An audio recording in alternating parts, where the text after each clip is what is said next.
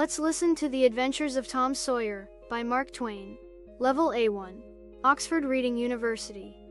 Part 1. Tom had no parents. He lived with his Aunt Polly and his brother Sid in a small American town. One day, Aunt Polly was looking for Tom. "Tom, where are you?" she asked, but there was no answer. Finally, Aunt Polly found Tom in the closet. The boy was secretly eating jam. "What a naughty boy! Come here now," Aunt Polly shouted. She raised her hand and prepared to spank him. But suddenly Tom said in a worried voice, "Look behind you, Aunt Polly." The lady turned around. At that moment, Tom jumped out of the closet. He ran through the room and out of the house, climbed a fence, and disappeared over it. "Can't I ever learn anything?" Aunt Polly laughed.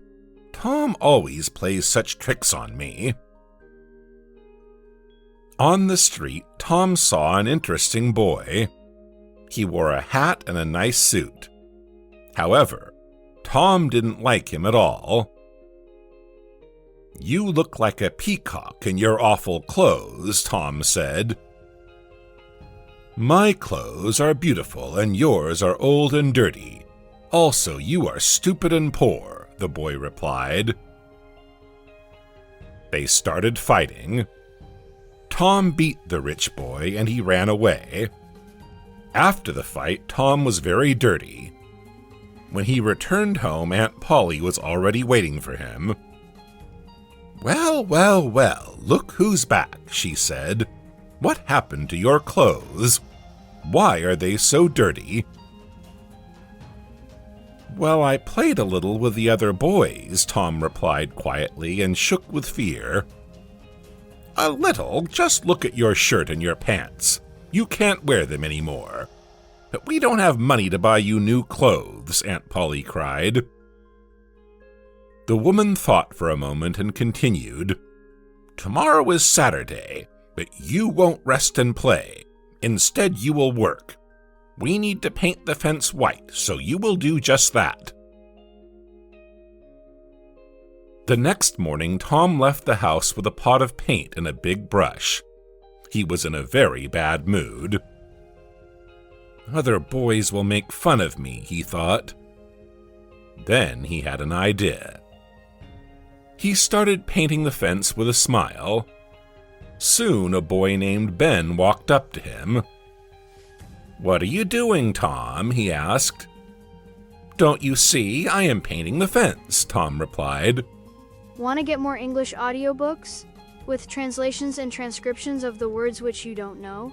Want to be able to add new words from the books to the list to practice them later? You can do it in the EWA app. You can read and listen to famous bestsellers, short stories, and dialogues for daily life. Go check appewa.com. "And why are you smiling?" Ben said in surprise. "Because it's a lot of fun, don't you think?" "Are you crazy? It's hard work," the boy cried.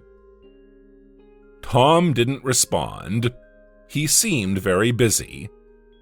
After a few minutes, he finally spoke. "It may seem like hard work, but I love it." Ben gave him a serious look.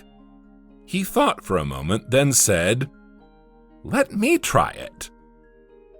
"I'm sorry, but I can't," Tom replied. "Aunt Polly will be angry if she sees you.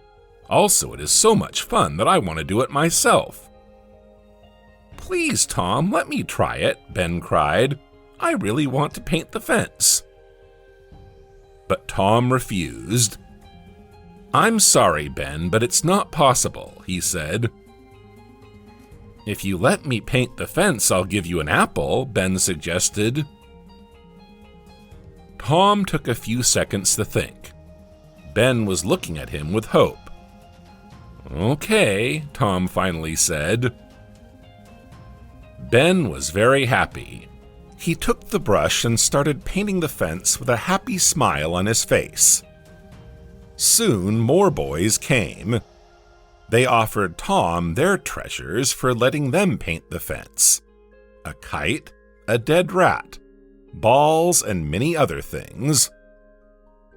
At first Tom said no, but finally he gave in. By midday, Tom became rich. The boys worked so hard that they painted the fence white 3 times. When Aunt Polly saw it, she was very surprised. She gave Tom an apple for his great work. Tom was very happy and proud of himself. The next day, Tom went for a walk around town. As he passed by Lawyer Thatcher's house, he saw a girl in the garden. What a pretty girl! I haven't seen her in our town before. She has the most beautiful blue eyes in the world, he thought. In fact, he liked a girl named Amy Lawrence. But when he saw the new girl, his old love disappeared from his heart. The next morning, Tom, his brother Sid, and his sister Mary went to Sunday school. Tom hated it very much. In school, they had to read the Bible a lot and even learn some parts by heart. In return, they received tickets of different colors. The student who managed to remember 10,000 words got enough tickets to receive a copy of the Bible as a gift. It was a great honor to receive a Bible in front of everyone. That Sunday, Tom brought his treasures to school. Before the class started, he gave them to other children and asked them to give him their tickets in return. Later, Lawyer Thatcher came to church with his brother, the judge. A blonde girl with blue eyes was with them. Tom recognized her. It was the girl that he liked. The teacher, Mr. Walters, wanted to impress the visitors. For this, he wanted to give a Bible to one of the children. It turned out that only Tom had enough tickets. Mr. Walters was very surprised. Tom wasn't the best student and he didn't like reading, but still, the teacher gave the Bible to Tom. It was his moment of triumph. Soon, Becky Thatcher, the new blonde girl with blue eyes, started school. The teacher told her to sit next to Tom. It made the boy very happy. They started talking, and then Tom drew a little picture on his writing board. "What is it?" Becky asked. "Let me see it." Tom let her look at the picture. It showed a big, beautiful house and a tall man. "It's so pretty," Becky laughed. "I wish I could draw like you." "I can teach you," Tom said in a serious voice, and started drawing something. Then he covered the picture with his hand. "What have you drawn? Show me," Becky asked and pushed his hand away a little. Then she saw the words, "I love you," on Tom's board. "Oh, you are such a bad boy," she said, and turned away, trying to hide her smile. After classes, Tom taught Becky how to draw. He held her hand in his and moved it slowly across the board, making a picture of a house. Soon he was no longer interested in drawing, and they started talking. They talked about rats and chewing gum and clowns in a circus. Then Tom asked, "Have you ever been in love with anybody?" "No," she replied. "What is it like?" "Well," Tom said slowly, "it's not like anything. You just tell someone that you love them, and then you kiss and marry and stay together forever. And that's all. Anyone can do it." Becky was quiet, so he continued. "Do you remember what I wrote on the board?" "Yes," she said, "but I won't repeat it."